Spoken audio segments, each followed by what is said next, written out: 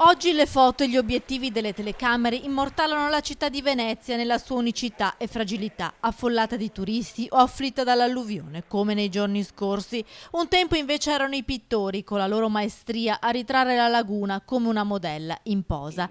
I dipinti dei vedutisti veneziani, in particolare di Canaletto e di suo nipote Bellotto, inconsapevolmente hanno immortalato il progressivo collasso della laguna.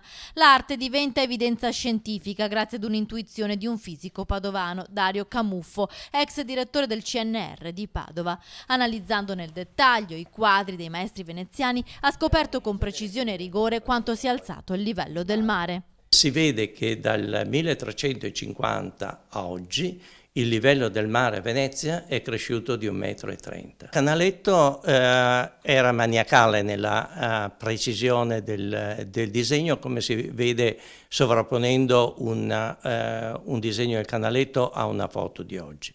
Nelle sue vedute i palazzi veneziani venivano riprodotti fedelmente, non mancava nulla, nemmeno le alghe. Ebbene sì, proprio dalle alghe è partito il lavoro del professor Camuffo, uno studio pubblicato nel 2017. Facendo il confronto tra il livello delle alghe che si può vedere nei quadri del Canaletto o del Bellotto e il livello delle alghe di oggi, noi possiamo sapere esattamente di quanto si è spostato il livello del mare da allora a oggi. Nel suo viaggio artistico-scientifico, ritroso nel tempo, anche veronese, in un quadro esposto a Dresda, fornisce un dettaglio che riguarda Palazzo Papadopoli.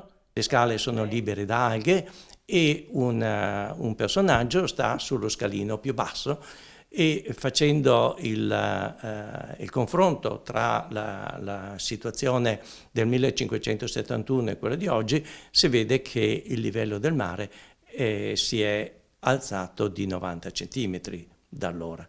Anche le scale dei palazzi veneziani lungo il Canal Grande, grazie ai dipinti, sono state studiate. I gradini emersi e quelli ora ricoperti dall'acqua sono stati misurati insieme ai sub della Polizia di Stato. Abbiamo misurato la profondità del scalino più basso rispetto al livello del mare.